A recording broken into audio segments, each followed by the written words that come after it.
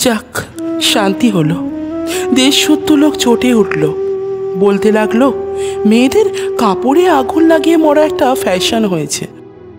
তোমরা বললে এই সমস্ত নাটক করা, তা হবে, কিন্তু নাটকের তামাশাটা কেবল বাঙালি মেয়েদের শাড়ির ওপর দিয়েই হয় কেন, আর বাঙালি বীর পুরুষদের কোঁচার ওপর দিয়ে হয় না কেন? সেটাও তো ভেবে দেখা উচিত।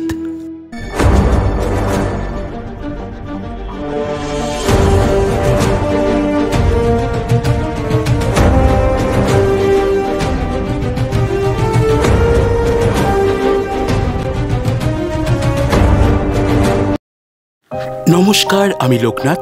গল্প অ্যান্ড কোং চ্যানেলে আপনাদেরকে স্বাগত। বিভিন্ন স্বাদের গল্প প্রবন্ধ শুনতে আমাদের চ্যানেলটিকে ফলো করুন এবং সাবস্ক্রাইব করে পাশে থাকুন। আজকের গল্প কবিগুরু রবীন্দ্রনাথ ঠাকুরের লেখা স্ত্রীর পত্র। শুরু হচ্ছে রবীন্দ্রনাথ ঠাকুরের লেখা গল্প স্ত্রীর পত্র। শ্রীচরণ কমলেশু, আজ 15 বছর আমাদের বিবাহ হয়েছে। আজ পর্যন্ত তোমাকে চিঠি লিখিনি। চিরদিন কাছেই পড়ে আছি। মুখের কথা অনেক শুনেছ, আমিও শুনেছি। চিঠি লিখবার মতো ফাঁকটুকু পাওয়া যায়নি। আজ আমি এসেছি তীর্থ করতে শ্রীক্ষেত্রে, তুমি আজ তোমার আপিসের কাজে। শামুকের সঙ্গে খোলসের যে সম্বন্ধ, কলকাতার সঙ্গে তোমার ভাই, তোমার তাই, সে তোমার দেহ মনের সঙ্গে এঁটে গিয়েছে। তাই তুমি আপিসে ছুটির দরখাস্ত করলে না। বিধাতার তাই অভিপ্রায় ছিল, তিনি আমার ছুটির দরখাস্ত মঞ্জুর করেছেন। আমি তোমাদের মেজ বউ। আজ 15 বছরের পরে এই সমুদ্রের ধারে দাঁড়িয়ে জানতে পেরেছি আমার জগৎ এবং জগদীশ্বরের সঙ্গে আমার অন্য সম্বন্ধ আছে। তাই আজ সাহস করে এই চিঠিখানি লিখছি। এ তোমাদের মেজ বউয়ের চিঠি নয়। তোমাদের সঙ্গে আমার সম্বন্ধ কপালে যিনি লিখেছিলেন, তিনি ছাড়া যখন সেই সম্ভাবনার কথা আর কেউ জানতো না, সেই শিশু বয়সে আমি আর আমার ভাই একসঙ্গেই সান্নিপাতিক জ্বরে পড়ি। আমার ভাইটি মারা গেল, আমি বেঁচে উঠলুম। পাড়ার সব মেয়েরাই বলতে লাগলো, মৃণাল মেয়ে কিনা, তাইও বাঁচল। বেটা ছেলে হলে কি আর রক্ষা পেত? চুরি বিদ্যাতে জম পাকা, দামি জিনিসের পরেই তার লোভ। আমার মরণ নেই, সেই কথাটাই ভালো করে বুঝিয়ে বলবার জন্যে এই চিঠিখানি লিখতে বসেছি। যেদিন তোমাদের দূর সম্পর্কের মামা তোমার বন্ধু নীরদকে নিয়ে কনে দেখতে এলেন, তখন আমার বয়স 12। দুর্গম পাড়াগাঁয়ে আমাদের বাড়ি। সেখানে দিনের বেলায় শিয়াল ডাকে। স্টেশন থেকে 7 ক্রোশ স্যাঁকড়া গাড়িতে এসে বাকি 3 মাইল কাঁচা রাস্তায় পালকি করে তবে আমাদের গায়ে পৌঁছানো যায়। সেদিন তোমাদের কি হয়রানি! তার উপরে আমাদের বাঙাল দেশের রান্না, সেই রান্নার প্রহসন আজও মামা তোলেননি। তোমাদের বড় বউয়ের রূপের অভাব মেজ বউকে দিয়ে পূরণ করবার জন্যে তোমার মায়ের একান্ত জিদ ছিল, নইলে এত কষ্ট করে আমাদের সে গায়ে তোমরা যাবে কেন? বাংলাদেশে পিলে যকৃৎ অম্লশূল এবং কোণের জন্যে তো কাউকে খোঁজ করতে হয় না। তারা আপনিই এসে চেপে ধরে, কিছুতে ছাড়তে চায় না। বাবার বুক দুরু দুরু করতে লাগলো। মা দুর্গা নাম জপ করতে লাগলেন। শহরের দেবতাকে পাড়াগাঁয়ের পূজারি কি দিয়ে সন্তুষ্ট করবে? মেয়ের রূপের উপর ভরসা, কিন্তু সেই রূপের গুমর তো মেয়ের মধ্যেই নেই। যে ব্যক্তি দেখতে এসেছে সে তাকে যে দামই দেবে সেই তার দাম।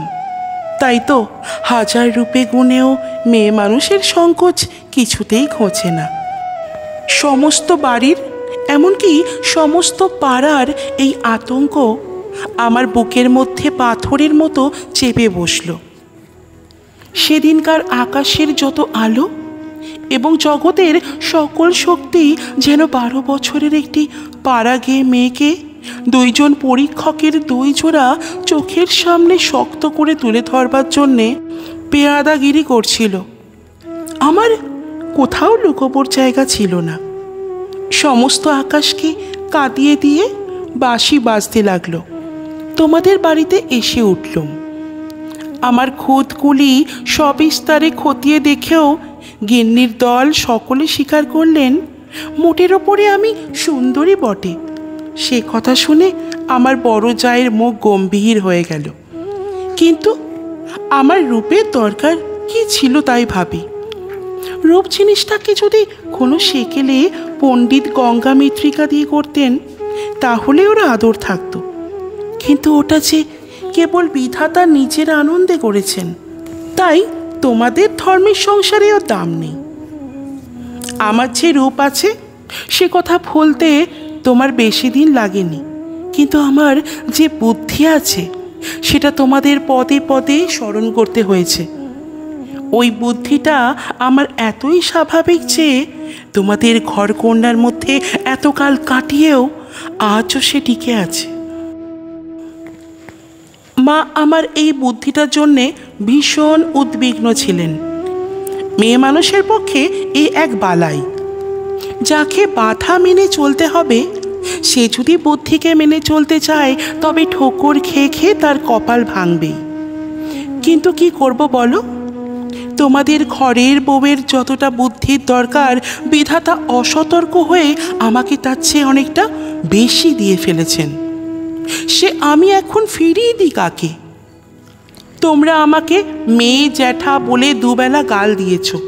কটু কথাই হচ্ছে অক্ষমের সান্ত্বনা। অতএব সে আমি ক্ষমা করলুম। আমার একটা জিনিস তোমাদের ঘরকন্যার বাইরে ছিল, সেটাকেও তোমরা জানোনি। আমি লুকিয়ে কবিতা লিখতুম। সে ছাইপাশ যাই হোক না, সেখানে তোমাদের অন্দরমহলের পাঁচিল ওঠেনি। সেইখানেই আমার মুক্তি। সেইখানে আমি আমার মধ্যে যা কিছু তোমাদের মেজ বউকে ছাড়িয়ে রয়েছে সে তোমরা পছন্দ করনি, চিনতেও পারোনি। আমি যে কবি সে এই 15 বছরেও তোমাদের কাছে ধরা পড়েনি।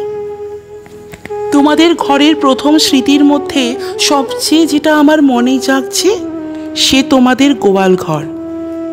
অন্দরমহলের সিঁড়িতে উঠবার ঠিক পাশের ঘরেই তোমাদের গরু থাকে। সামনের উঠোনটুকু ছাড়া তাদের আর নড়বার জায়গা নেই।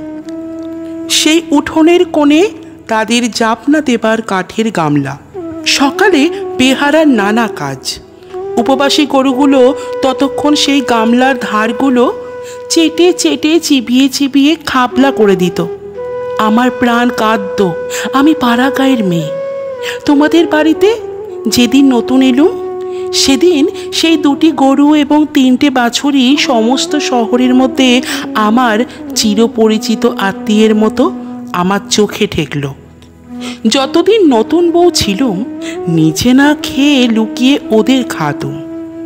যখন বড় হলুম তখন গরুর প্রতি আমার প্রকাশ্য মমতা লক্ষ্য করে আমার ঠাট্টার সম্পর্কীয়রা আমার গোত্র সম্বন্ধে সন্দেহ প্রকাশ করতে লাগলেন। আমার মেয়েটি জন্ম নিয়েই মারা গেল। আমাকেও সেই সঙ্গে যাবার সময় ডাক দিয়েছিল।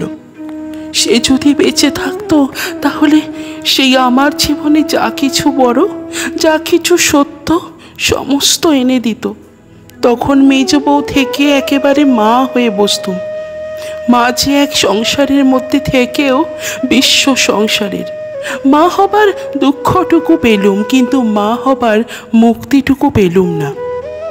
মনে আছে ইংরেজ ডাক্তার এসে আমাদের অন্দর দেখে আশ্চর্য হয়েছিল এবং আতুর ঘর দেখে বিরক্ত হয়ে বকাবকি করেছিল। সদরে তোমাদের একটুখানি বাগান আছে, ঘরে সাজসজ্জা আসবাবের অভাব নেই, আর অন্দরটা যেন পশমের কাজের উল্টো পিঠ। সেদিকে কোনো লজ্জা নেই, শ্রী নেই, শয্যা নেই। সেদিকে আলো মিটমিট করে জ্বলে, হাওয়া চোরের মতো প্রবেশ করে। উঠোনের আবর্জনা নড়তে চায় না। দেয়ালের এবং মেঝের সমস্ত কলঙ্ক অক্ষয় হয়ে বিরাজ করে। কিন্তু ডাক্তার একটা ভুল করেছিল। সে ভেবেছিল এটা বুঝি আমাদের অহোরাত্র দুঃখ দেয়। ঠিক উল্টো, অনাদর জিনিসটাই ছাইয়ের মতো। সে ছাই আগুনকে হয়তো ভেতরে ভেতরে জমিয়ে রাখে, কিন্তু বাইরে থেকে তার তাপটাকে বুঝতে দেয় না। আত্মসম্মান যখন কমে যায় তখন অনাদরকে তো অন্যায্য বলে মনে হয় না। সেই জন্যে তার বেদনা নেই। তাই তো মেয়ে মানুষ দুঃখ বোধ করতেই লজ্জা পায়। আমি তাই বলি, মেয়ে মানুষকে দুঃখ পেতেই হবে এইটা যদি তোমাদের ব্যবস্থা হয়, তাহলে যতদূর সম্ভব তাকে অনাদরে রেখে দেওয়াই ভালো। আদরে দুঃখের ব্যথাটা কেবল বেড়ে ওঠে।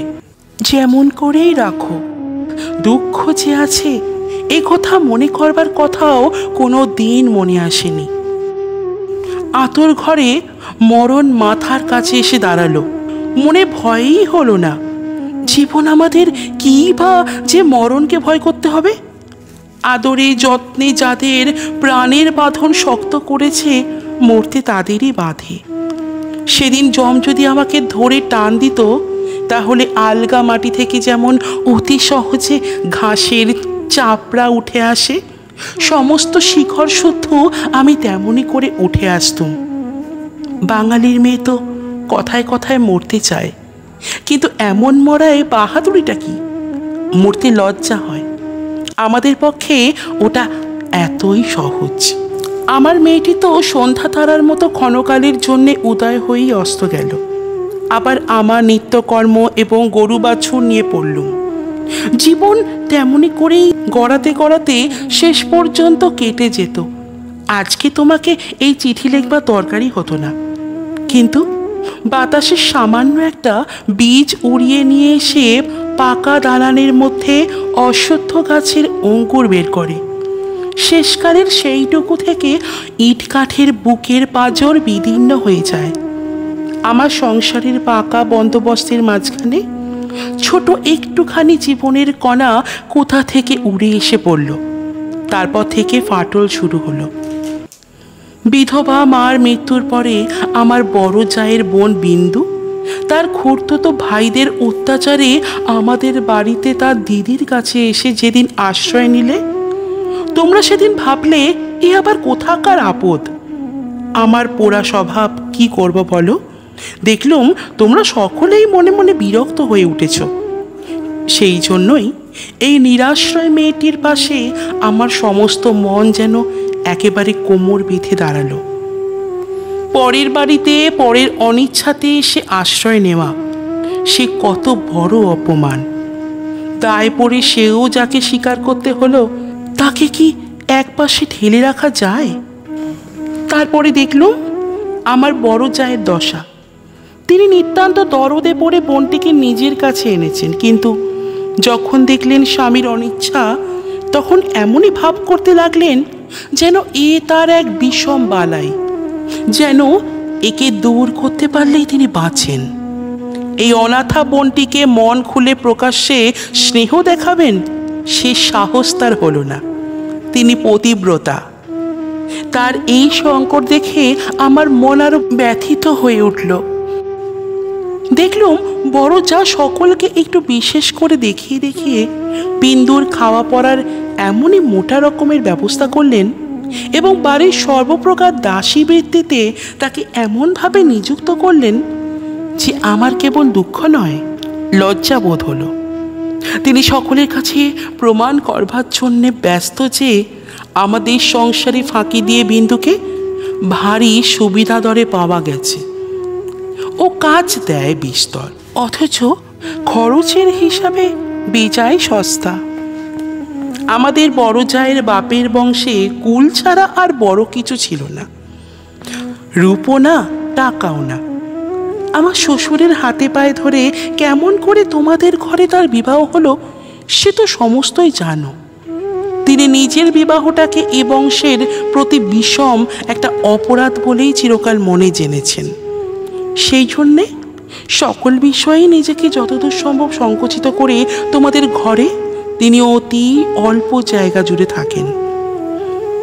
কিন্তু তার এই সাধু দৃষ্টান্তে আমাদের বড় মুশকিল হয়েছে। আমি সকল দিকে আপনাকে অত অসম্ভব খাটো করতে পারিনি। আমি যেটাকে ভালো বলে বুঝি আর কারো খাতিরে সেটাকে মন্দ বলে নেওয়া আমার কর্ম নয়। তুমিও তার অনেক প্রমাণ পেয়েছ। বিন্দুকে আমি আমার ঘরে টেনে নিলুম। দিদি বললেন, মেজ বউ, গরিবের ঘরের মেয়ের মাথাটি খেতে বসলেন। আমি যেন বিষম একটা বিপদ ঘটালুম। এমনই করে তিনি সকলের কাছে নালিশ করে বেড়ালেন। কিন্তু আমি নিশ্চয়ই জানি তিনি মনে মনে বেঁচে গেলেন। এখন দোষের বোঝা আমার ওপরেই পড়ল। তিনি বোনকে নিজে যে স্নেহ দেখাতে পারতেন না, আমাকে দিয়ে সেই স্নেহটুকু করিয়ে নিয়ে তার মনটা হালকা হলো। আমার বড় যা বিন্দুর বয়স থেকে 2-4টে অঙ্ক বাদ দিতে চেষ্টা করতেন, কিন্তু তার বয়স যে 14 চেয়ে কম ছিল না, এ কথা লুকিয়ে পড়লে অন্যায় হতো না। তুমি তো জানো সে দেখতে এতই মন্দ ছিল যে পড়ে গিয়ে সে যদি মাথা ভাঙত তবে ঘরের মেজেটার জন্যই লোকে উদ্বিগ্ন হতো। কাজেই পিতা মাতার অভাবে কেউ তাকে বিয়ে দেবার ছিল না, এবং তাকে বিয়ে করবার মতো মনের জোরই বা কজন লোকের ছিল। বিন্দু বড় ভয়ে ভয়ে আমার কাছে এলো, যেন আমার গায়ে তার ছোঁয়াচে লাগলে আমি সইতে পারবো না। বিশ্ব সংসারে তার যেন জন্মাবার কোনো শর্ত ছিল না, তাই সে কেবলই পাশ কাটিয়ে চোখ এড়িয়ে চলত।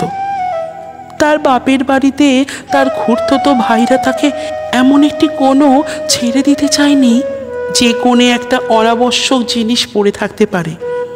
অনাবশ্যক আবর্জনা ঘরের আশেপাশে অনায়াসে স্থান পায়, কেননা মানুষ তাকে ভুলে যায়।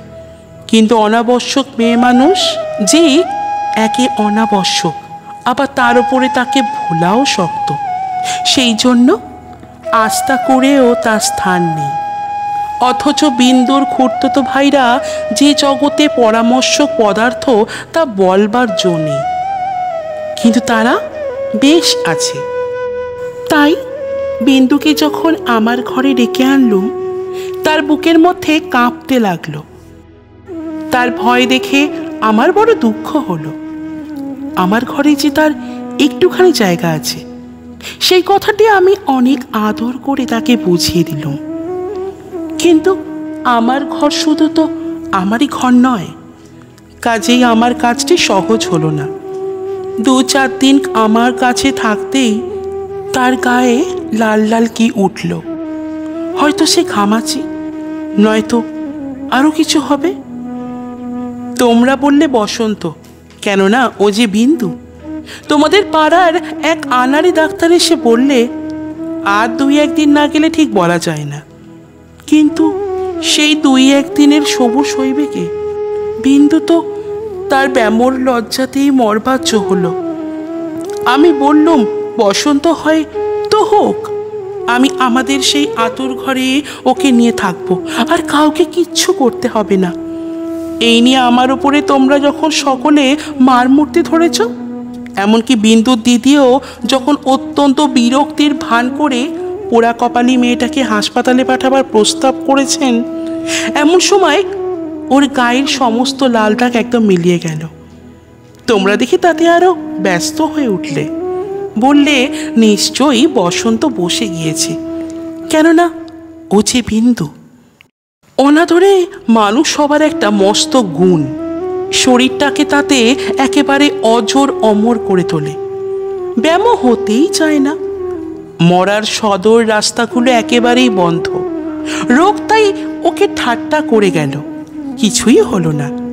কিন্তু এটা বেশ বোঝা গেল, পৃথিবীর সবচেয়ে অকিঞ্চিতকর মানুষকে আশ্রয় দেওয়াই সবচেয়ে কঠিন। আশ্রয়ের দরকার তার যত বেশি, আশ্রয়ের বাধাও তেমনই বিষম। আমার সম্বন্ধে বিন্দুর ভয় যখন ভাঙল, তখন ওকে আর এক গেরোয় ধরল। আমাকে এমনই ভালোবাসতে শুরু করলে যে আমাকে ভয় ধরিয়ে দিলে। ভালোবাসার এরকম মূর্তি সংসারে তো কোনোদিন দেখিনি। বইয়েতে পড়েছি বটে, সেও মেয়ে পুরুষের মধ্যে, আমার যে রূপ ছিল সে কথা আমার মনে করবার কোনো কারণ বহুকাল ঘটেনি। এতদিন পরে সেই রূপটা নিয়ে পড়ল এই কুশ্রী মেয়েটি। আমার মুখ দেখে তার চোখের আশ আর মিটত না। বলতো, দিদি তোমার এই মুখখানি আমি ছাড়া আর কেউ দেখতে পায়নি। যেদিন আমি নিজে চুল নিজে বাঁধতুম সেদিন তার ভারী অভিমান। আমার চুলের বোঝা 2 হাত দিয়ে নাড়তে চাড়তে তার ভারী ভালো লাগতো। কোথাও নিমন্ত্রণে যাওয়া ছাড়া আমার সাজগোছের তো দরকার ছিল না, কিন্তু বিন্দু আমাকে অস্থির করে রোজই কিছু না কিছু সাজ করাতো। মেয়েটা আমাকে নিয়ে একেবারে পাগল হয়ে উঠল। তোমাদের অন্দরমহলে কোথাও জমি 1 ছটাক নেই। উত্তর দিকের পাঁচিলের গায়ে নর্দমার ধারে কোনো গতিতে একটা গাব গাছ জন্মেছে। যেদিন দেখতুম সেই গাবের গাছের নতুন পাতাগুলি রাঙা টকটকে হয়ে উঠেছে, সেদিন জানতুম ধরাতলে বসন্ত এসেছে বটে। আমার ঘরকন্যার মধ্যে ওই অনাদৃত মেয়েটার চিত্ত যেদিন আগাগোড়া এমন রঙিন হয়ে উঠল, সেদিন আমি বুঝলুম হৃদয় জগতেও একটা বসন্তের হাওয়া আছে। সে কোন স্বর্গ থেকে আসে, গলির মোড় থেকে আসে না। বিন্দুর ভালোবাসার দুঃসহ বেগে আমাকে অস্থির করে তুলেছিল। একবার তার উপর রাগ হতো, সে কথা স্বীকার করি, কিন্তু তার এই ভালোবাসার ভেতর দিয়ে আমি আপনার একটি স্বরূপ দেখলুম, যা আমি জীবনে আর কোনোদিনই দেখিনি। সেই আমার মুক্ত স্বরূপ।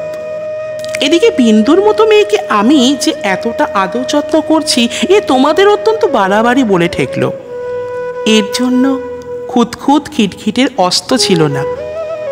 যেদিন আমার ঘর থেকে বাজু বন্ধ চুরি গেল, সেদিন সেই চুরিতে বিন্দুর যে কোনো রকমের হাত ছিল একথা আভাস দিতে তোমাদের লজ্জা হলো না। যখন স্বদেশী হাঙ্গামায় লোকের বাড়ি তল্লাশি হতে লাগলো, তখন তোমরা অনায়াসে সন্দেহ করে বসলে যে বিন্দু পুলিশের পোষা মেয়ে চর। তার আর কোনো প্রমাণ ছিল না, কেবল এই প্রমাণ যে ও বিন্দু। তোমাদের বাড়ির দাসীরা ওর কোনো রকম কাজ করতে আপত্তি করত। তাদের কাউকে ওর কাজ করবার ফরমাস করলে ও মেয়েও একেবারে সংকোচে যেন আড়ষ্ট হয়ে উঠত। এই সকল কারণেই ওর জন্যে আমার খরচ বেড়ে গেল। আমি বিশেষ করে একজন আলাদা দাসী রাখলুম। সেটা তোমাদের ভালো লাগেনি। বিন্দুকে আমি যেসব কাপড় পরতে দিতুম তা দেখে তুমি এত রাগ করেছিলে যে আমার হাত খরচের টাকা বন্ধ করে দিলে। তারপর দিন থেকে আমি 5 শিকে দামের জোড়া মোটা কোড়া কলের ধুতি পরতে আরম্ভ করে দিলুম। আর মতির মা যখন আমার এঁটো ভাতের থালা নিয়ে যেতে এলো, তাকে বারণ করে দিলুম। আমি নিচে উঠোনের কলতলায় গিয়ে এঁটো ভাত বাছুরকে খাইয়ে বাসন মেজেছি। একদিন হঠাৎ সেই দৃশ্যটি দেখে তুমি খুব খুশি হওনি। আমাকে খুশি না করলেও চলে, আর তোমাদের খুশি না করলেই নয়। এই সুবুদ্ধিটা আজ পর্যন্ত আমার ঘটে এলো না। এদিকে তোমাদের রাগও যেমন বেড়ে উঠেছে, বিন্দুর বয়সও তেমনই বেড়ে চলেছে। সেই স্বাভাবিক ব্যাপারে তোমরা অস্বাভাবিক রকমে বিব্রত হয়ে উঠেছিলে। একটা কথা মনে করে আমি আশ্চর্য হই, তোমরা জোর করে কেন বিন্দুকে তোমাদের বাড়ি থেকে বিদায় করে দাওনি? আমি বেশ বুঝি তোমরা আমাকে মনে মনে ভয় করো। বিধাতা যে আমাকে বুদ্ধি দিয়েছিলেন, ভেতরে ভেতরে তার খাতির না করে তোমরা বাঁচো না। অবশেষে বিন্দুকে নিজের শক্তিতে বিদায় করতে না পেরে তোমরা প্রজাপতি দেবতার শরণাপন্ন হলে। বিন্দুর বর ঠিক হলো। বড় যা বললেন, বাঁচলুম। মা কালী আমাদের বংশের মুখ রক্ষা করলেন। বর কেমন তা জানি নে, তোমাদের কাছে শুনলুম সকল বিষয়ই ভালো। বিন্দু আমার পা জড়িয়ে ধরে কাঁদতে লাগলো। বললে, দিদি আমার আবার বিয়ে করা কেন? আমি তাকে অনেক বুঝিয়ে বললুম, বিন্দু তুই ভয় করিস নে, শুনেছি তোর বর ভালো। বিন্দু বললে, বর যদি ভালো হয় আমার কি আছে যে আমাকে তার পছন্দ হবে? বরপক্ষেরা বিন্দুকে তো দেখতে আসবার নামও করলে না। বরদিদি তাতে বড় নিশ্চিন্তে হলেন। কিন্তু দিন রাত্রে বিন্দুর কান্না আর থামতে চায় না। সে তার কি কষ্ট সে আমি জানি। বিন্দুর জন্যে আমি সংসারে অনেক লড়াই করেছি, কিন্তু ওর বিবাহ বন্ধ হোক এ কথা বলবার সাহস আমার হলো না। কিসের জোরেই বা বলবো? আমি যদি মারা যাই তো ওর কি দশা হবে? একে তো মেয়ে, তাতে কালো মেয়ে, কার ঘরে চলল ওর কি দশা হবে? সে কথা না ভাবাই ভালো। ভাবতে গেলে প্রাণ কেঁপে ওঠে। বিন্দু বললে, দিদি বিয়ের আর 5 দিন আছে, এর মধ্যে আমার মরণ হবে নাকি? আমি তাকে খুব ধমকে দিলুম, কিন্তু অন্তর্যামী জানেন যদি কোনো সহজভাবে বিন্দুর মৃত্যু হতে পারত তাহলে আমি আরাম বোধ করতুম। বিবাহের আগের দিন বিন্দু তার দিদিকে গিয়ে বললে, দিদি আমি তোমাদের গোয়াল ঘরে পড়ে থাকবো, আমাকে যা বলবে তাই করব, তোমার পায়ে পড়ি আমাকে এমন করে ফেলে দিও না। কিছুকাল থেকে লুকিয়ে লুকিয়ে দিদির চোখ দিয়ে জল পড়ছিল, সেদিনও পড়ল। কিন্তু শুধু হৃদয় তো নয়, শাস্ত্রও আছে। তিনি বললেন, জানিস তো বিন্দি, পতি হচ্ছে স্ত্রীলোকের গতিমুক্তির সব। কপালে যদি দুঃখ থাকে তো কেউ খণ্ডাতে পারবে না। আসল কথা হচ্ছে কোনো দিকে কোনো রাস্তাই নেই, বিন্দুকে বিবাহ করতেই হবে, তারপরে যা হয় তা হোক। আমি চেয়েছিলুম বিবাহটা যাতে আমাদের বাড়িতেই হয়, কিন্তু তোমরা বলে বসলে বরের বাড়িতেই হওয়া চাই, সেটা তাদের কৌলিক প্রথা। আমি বুঝলুম বিন্দুর বিবাহের জন্য যদি তোমাদের খরচ করতে হয় তবে সেটা তোমাদের গৃহদেবতার কিছুতেই সইবে না। কাজেই চুপ করে যেতে হলো। কিন্তু একটি কথা তোমরা কেউ জানো না, দিদিকে জানবার ইচ্ছে ছিল কিন্তু জানাইনি, কেননা তাহলে তিনি ভয়েই মরে যেতেন। আমার কিছু কিছু গয়না দিয়ে আমি লুকিয়ে বিন্দুকে সাজিয়ে দিয়েছিলুম, বোধ করি দিদির চোখে সেটা পড়ে থাকবে, কিন্তু সেটা তিনি দেখেও দেখেননি। দোহাই ধর্মের, সেজন্য তোমরা তাকে ক্ষমা করো। যাবার আগে বিন্দু আমাকে জড়িয়ে ধরে বললে, দিদি আমাকে তোমরা তাহলে নিতান্তই ত্যাগ করলে? আমি বললুম, না বিন্দি, তোর যেমন দশাই হোক না কেন আমি তোকে শেষ পর্যন্ত ত্যাগ করব না। 3 দিন গেল, তোমাদের তালুকের প্রজা খাবার জন্যে তোমাকে যে ভেড়া দিয়েছিল তাকে তোমরা জঠরাগ্নি থেকে বাঁচিয়ে আমি আমাদের একতলায় কয়লা রাখবার ঘরের এক পাশে বাস করতে দিয়েছিলুম। সকালে উঠেই আমি নিজে তাকে দানা খাইয়ে আসতুম। তোমার চাকরদের প্রতি 2-1 দিন নির্ভর করে দেখেছি তাকে খাওয়ানোর চেয়ে তাকে খাওয়ার প্রতি তাদের বেশি ঝোঁক। সেদিন সকালে সেই ঘরে ঢুকে দেখি বিন্দু এক কোণে জড়সড় হয়ে বসে আছে। আমাকে দেখেই আমার পা জড়িয়ে ধরে লুটিয়ে পড়ে নিঃশব্দে কাঁদতে লাগলো। বিন্দুর স্বামী পাগল। সত্যি বলছিস বিন্দি? এত বড় মিথ্যা কথা তোমার কাছে বলতে পারে দিদি? তিনি পাগল। শ্বশুরের এই বিবাহে মত ছিল না, কিন্তু তিনি আমার শাশুড়িকে জমের মতো ভয় করেন। তিনি বিবাহের পূর্বেই কাশি চলে গেছেন। শাশুড়ি জেদ করে তার ছেলের বিয়ে দিয়েছেন। আমি সেই রাস করা কয়লার ওপর বসে পড়লুম। মেয়ে মানুষকে মেয়ে মানুষ দয়া করে না, বলে ও তো মেয়ে মানুষ বই তো নয়, ছেলে হোক না পাগল, সে তো পুরুষ বটে। বিন্দুর স্বামীকে হঠাৎ পাগল বলে বোঝা যায় না, কিন্তু একদিন সে এমন উন্মাদ হয়ে ওঠে যে তাকে ঘরে তালাবন্ধ করে রাখতে হয়। বিবাহের রাত্রে সে ভালো ছিল, কিন্তু রাত জাগা প্রভৃতি উৎপাতে দ্বিতীয় দিন থেকে তার মাথা একেবারে খারাপ হয়ে উঠল।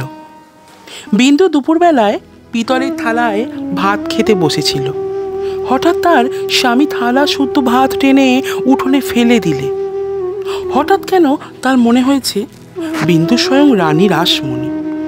বেহারাটা নিশ্চয়ই সোনার থালা চুরি করে রানীকে তার নিজের থালায় ভাত খেতে দিয়েছে, এই তার রাগ। বিন্দু তো ভয়ে মরে গেল।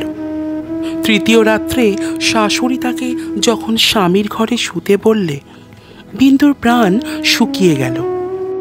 শাশুড়ি তার প্রচণ্ড, রাগলে জ্ঞান থাকে না, সেও পাগল, কিন্তু পুরো নয় বলেই আরো ভয়ানক। বিন্দুকে ঘরে ঢুকতে হলো। স্বামী সে রাত্রে ঠান্ডা ছিল, কিন্তু ভয়ে বিন্দুর শরীর যেন কাঠ হয়ে গেল। স্বামী যখন ঘুমিয়েছে অনেক রাত্রে, সে অনেক কৌশলে পালিয়ে চলে এসেছে, তার বিস্তারিত বিবরণ লিখবার দরকার নেই। ঘৃণায় রাগে আমার সকল শরীর জ্বলতে লাগলো। আমি বললুম, এমন ফাঁকির বিয়ে বিয়েই নয়। বিন্দু, তুই যেমন ছিলি তেমনই আমার কাছে থাক, দেখি তোকে কে নিয়ে যেতে পারে। তোমরা বললে বিন্দু মিথ্যে কথা বলছে। আমি বললুম, ও কখনো মিথ্যে বলেনি। তোমরা বললে কেমন করে জানলে? আমি বললুম, আমি নিশ্চয়ই জানি। তোমরা ভয় দেখালে। বিন্দুর শ্বশুর বাড়ির লোকে পুলিশ কেস করলে মুশকিলে পড়তে হবে। আমি বললুম, ফাঁকি দিয়ে পাগল বরের সঙ্গে ওর বিয়ে দিয়েছে, এই কথা কি আদালত শুনছে না? তোমরা বললে, তবে কি এই নিয়ে আদালত করতে হবে নাকি? কেন, আমাদের দায় কিসের? আমি বললুম, আমি নিজের গয়না বেচে যা করতে পারি করব। তোমরা বললে, উকিল বাড়ি ছুটবে নাকি? এই কথার জবাব নেই। কপালে করাঘাত করতে পারি, তার বেশি আর কি করব। ওদিকে বিন্দুর শ্বশুর বাড়ি থেকে ওর ভাসুর এসে বাইরে বিষম গোল বাঁধিয়েছে। সে বলছে সে থানায় খবর দেবে। আমার যে কি জোর আছে জানি নে, কিন্তু কসাইয়ের হাত থেকে যে গরু প্রাণ ভয়ে পালিয়ে এসে আমার আশ্রয় নিয়েছে, তাকে পুলিশের দ্বারায় আবার সেই কসাইয়ের হাতে ফিরিয়ে দিতেই হবে, এ কথা কোনো মতেই আমার মন মানতে পারল না। আমি স্পর্ধা করে বললুম, তা দিক থানায় খবর। এই বলে মনে করলুম বিন্দুকে এই বেলা আমার শোবার ঘরে এনে তাকে নিয়ে তালা বন্ধ করে বসে থাকি। খোঁজ করে দেখি বিন্দু নেই। তোমাদের সঙ্গে আমার বাদ প্রতিবাদ যখন চলছিল, তখন বিন্দু আপনি বাইরে গিয়ে তার ভাসুরের কাছে ধরা দিয়েছে। বুঝেছে এ বাড়িতে যদি সে থাকে তবে আমাকে সে ভীষণ বিপদে ফেলবে। মাঝখানে পালিয়ে এসে বিন্দু আপন দুঃখ আরও বাড়ালে। তার শাশুড়ির তর্ক এই যে তার ছেলে তো ওকে খেয়ে ফেলছিল না। মন্দ স্বামীর দৃষ্টান্ত ও সংসারে দুর্লভ নয়। তাদের সঙ্গে তুলনা করলে তার ছেলে যে সোনার চাঁদ। আমার বড় যা বললেন, ওর পোড়া কপাল, তা নিয়ে দুঃখ করে কি করব? তা পাগল হোক ছাগল হোক, স্বামী তো বটে। কুষ্ঠরোগীকে কোলে করে তার স্ত্রী বেশ্যার বাড়িতে নিজে পৌঁছে দিয়েছে। সতীসাধ্যের সেই দৃষ্টান্ত তোমাদের মনে জাগছিল। জগতের মধ্যে অধমতম কাপুরুষতার এই গল্পটা প্রচার করে আসতে তোমাদের পুরুষের মনে আজ পর্যন্ত একটুও সংকোচ বোধ হয়নি। সেই জন্যই মানব জন্ম নিয়েও বিন্দুর ব্যবহারে তোমরা রাগ করতে পেরেছ। তোমাদের মাথা হেট হয়নি। বিন্দুর জন্য আমার বুক ফেটে গেল, কিন্তু তোমাদের জন্য আমার লজ্জার সীমা ছিল না। আমি তো পাড়াগাঁই মেয়ে, তার উপরে তোমাদের ঘরে পড়েছি। ভগবান কোন ফাঁক দিয়ে আমার মধ্যে এমন বুদ্ধি দিলেন? তোমাদের এই সব ধর্মের কথা আমি যে কিছুতেই সইতে পারলুম না। আমি নিশ্চয়ই জানতুম মরে গেলেও বিন্দু আমাদের ঘরে আর আসবে না, কিন্তু আমি যে তাকে বিয়ের আগের দিন আশা দিয়েছিলাম যে তাকে শেষ পর্যন্ত ত্যাগ করব না। আমার ছোট ভাই শরৎ কলকাতায় কলেজে পড়ছিল। তোমরা জানোই তো, যত রকমের ভলান্টারি করা, প্লেগের পাড়ার ইঁদুর মারা, দামোদরের বন্যায় ছোটা, এতেই তার এত উৎসাহ যে ওপরে ওপরে দুবার সে এফএ পরীক্ষায় ফেল করেও কিছুমাত্র দমে যায়নি। তাকে আমি ডেকে বললুম, বিন্দুর খবর যাতে আমি পাই তোকে সেই বন্দোবস্ত করে দিতে হবে শরৎ। বিন্দু আমাকে চিঠি লিখতে সাহস করবে না, লিখলেও আমি পাবো না। এরকম কাজ ইচ্ছে যদি তাকে বলতুম বিন্দুকে ডাকাতি করে আনতে কিংবা তার পাগল স্বামীর মাথা ভেঙে দিতে, তাহলে সে বেশি খুশি হতো। শরতের সঙ্গে আলোচনা করছি এমন সময় তুমি ঘরে এসে বললে, আবার কি হাঙ্গামা বাঁধিয়েছ? আমি বললুম, সেই যা সব গোড়ায় বাঁধিয়েছিলুম, তোমাদের ঘরে এসেছিলুম, কিন্তু সে তো তোমাদেরই কীর্তি। তুমি জিজ্ঞাসা করলে, বিন্দুকে আবার এনে কোথাও লুকিয়ে রেখেছ? আমি বললুম, বিন্দু যদি আসতো তাহলে নিশ্চয়ই এনে লুকিয়ে রাখতুম, কিন্তু সে আসবে না, তোমাদের ভয় নেই। শরৎকে আমার কাছে দেখে তোমার সন্দেহ আরও বেড়ে উঠল। আমি জানতুম শরৎ আমাদের বাড়ি যাতায়াত করে, এ তোমরা কিছুতেই পছন্দ করতে না। তোমাদের ভয় ছিল ওর ওপরে পুলিশের দৃষ্টি আছে, কোন দিনও কোন রাজনৈতিক মামলায় পড়বে, তখন তোমাদের শুদ্ধ জড়িয়ে ফেলবে। সেই জন্যে আমি ওকে ভাই ফোঁটা পর্যন্ত লোক দিয়ে পাঠিয়ে দিতুম, ঘরে ডাকতুম না। তোমার কাছে শুনলুম বিন্দু আবার পালিয়েছে, তাই তোমাদের বাড়িতে তার ভাসুর খোঁজ করতে এসেছে। শুনে আমার বুকের মধ্যে শেল বিঁধল। হতভাগিনীর যে কি অসহ্য কষ্ট তা বুঝলুম, অথচ কিছুই করবার রাস্তা নেই। শরৎ খবর নিতে ছুটল।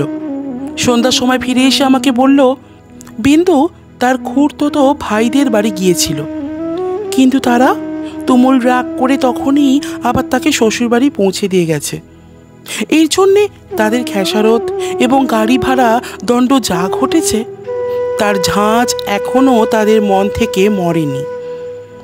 তোমাদের খুড়িমা শ্রীক্ষেত্রে তীর্থ করতে যাবেন বলে তোমাদের বাড়িতে এসে উঠেছেন।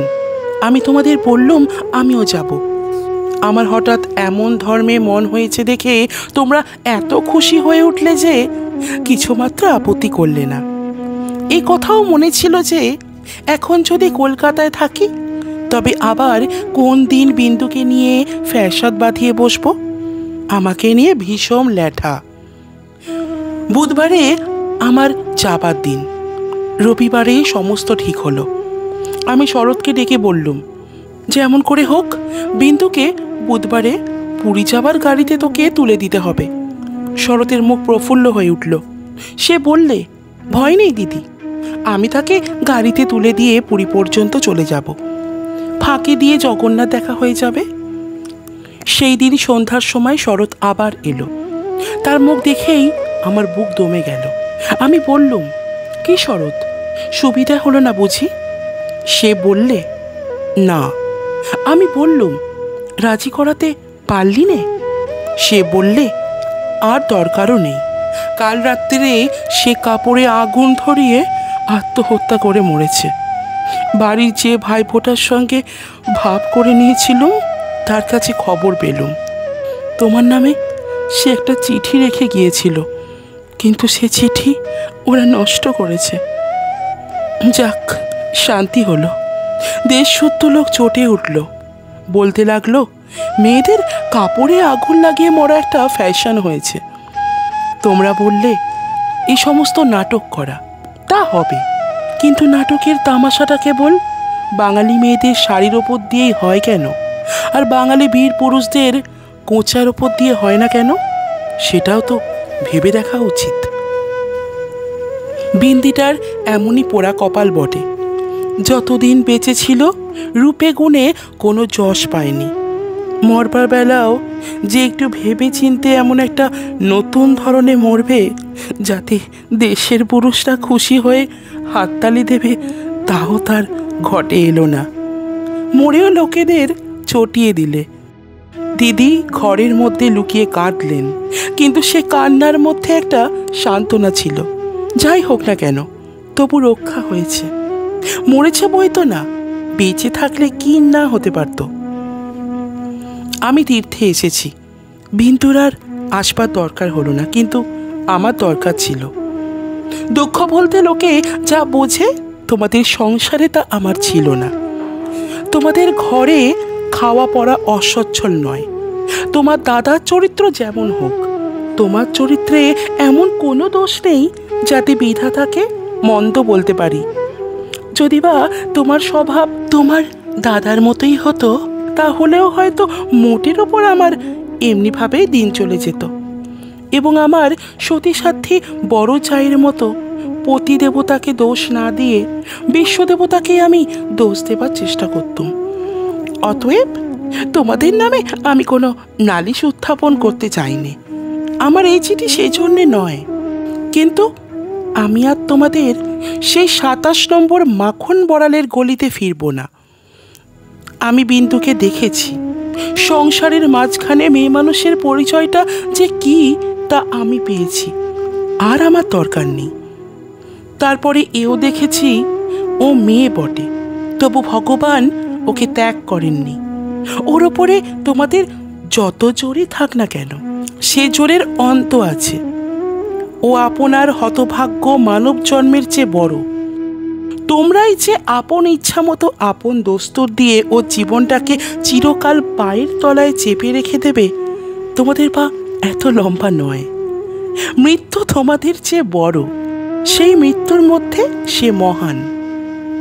সেখানে বিন্দু কেবল বাঙালি মেয়ে নয়, কেবল খুড়তুতো ভাইয়ের বোন নয়, কেবল অপরিচিত পাগল স্বামীর প্রবঞ্চিত স্ত্রী নয়, সেখানে সে অনন্ত। সেই মৃত্যুর বাঁশি এই বালিকার ভাঙা হৃদয়ের ভেতর দিয়ে আমার জীবনের যমুনা পারে যেদিন বাজল, সেদিন প্রথমটা আমার বুকের মধ্যে যেন বাণ বিঁধল। বিধাতাকে জিজ্ঞাসা করলুম, জগতের মধ্যে যা কিছু সবচেয়ে তুচ্ছ তাই সবচেয়ে কঠিন কেন? এই গলির মধ্যেকার চারিদিকে প্রাচীর তোলা নিরানন্দের অতি সামান্য বুদ্বুদটা এমন ভয়ঙ্কর বাধা কেন? তোমার বিশ্বজগৎ তার 6 ঋতুর সুধাপাত্র হাতে করে যেমন করেই ডাক দিক না কেন, এক মুহূর্তের জন্য কেন আমি এই অন্দরমহলটার এইটুকু মাত্র চৌকাঠ পেরোতে পারিনি? তোমার এমন ভুবনে আমার এমন জীবন নিয়ে কেন ওই অতি তুচ্ছ ইট কাঠের আড়ালটার মধ্যেই আমাকে তিলে তিলেই মরতেই হবে? কত তুচ্ছ আমার এই প্রতিদিনের জীবনযাত্রা, কত তুচ্ছ এর সমস্ত বাধা নিয়ম, বাধা অভ্যাস, বাধা বুলি। কিন্তু শেষ পর্যন্ত সেই দীনতার নাগপাশ বন্ধনেই হবে জিত, আর হার হলো তোমার নিজের সৃষ্টি ওই আনন্দলোকের। কিন্তু মৃত্যুর বাঁশি বাজতে লাগলো। কোথায় রে রাজমিস্ত্রির গড়া দেয়াল? কোথায় রে তোমাদের ঘোরো আইন দিয়ে গড়া কাঁটার বেড়া? কোন দুঃখে, কোন অপমানে মানুষকে বন্দি করে রেখে দিতে পারে? ওই তো মৃত্যুর হাতে জীবনের জয় পতাকা উঠছে। ওরে মেজ বউ, ভয় নেই তোর। তোর মেজ বউয়ের খোলস ছিন্ন হতে এক নিমেষও লাগে না। তোমাদের গলিকে আর আমি ভয় করি নে। আমার সম্মুখে আজ নীল সমুদ্র, আমার মাথার ওপরে আষাঢ়ের মেঘপুঞ্জ। তোমাদের অভ্যাসের অন্ধকারে আমাকে ঢেকে রেখে দিয়েছিল। ক্ষণকালের জন্য বিন্দু এসে সেই আবরণের ছিদ্র দিয়ে আমাকে ডেকে নিয়েছিল। সেই মেয়েটাই তার আপনার মৃত্যু দিয়ে আমার আবরণখানা আঁকাগোড়া ছিন্ন করে দিয়ে গেল। আজ বাইরে এসে দেখি আমার গৌরব রাখবার আর জায়গা নেই। আমার এই অনাদৃত রূপ যার চোখে ভালো লেগেছে, সেই সুন্দর সমস্ত আকাশ দিয়ে আমাকে চেয়ে দেখছেন। এবার মরেছ মেজ বউ, তুমি ভাবছ আমি মরতে যাচ্ছি, ভয় নেই। অমন পুরনো ঠাট্টা তোমাদের সঙ্গে আমি করব না। মীরাবাইও তো আমারই মতো মেয়ে মানুষ ছিল, তার শিকলও তো কম ভারী ছিল না। তাকে তো বাঁচবার জন্যে মরতে হয়নি। মীরাবাই তার গানে বলেছিল, ছাড়ুক বাপ, ছাড়ুক মা, ছাড়ুক যে যেখানে আছে। মীরা কিন্তু লেগেই রইল, প্রভু তাতে তার যা হবার তা হোক। এই লেগে থাকাই তো বেঁচে থাকা। আমিও বাঁচব, আমি বাঁচলুম।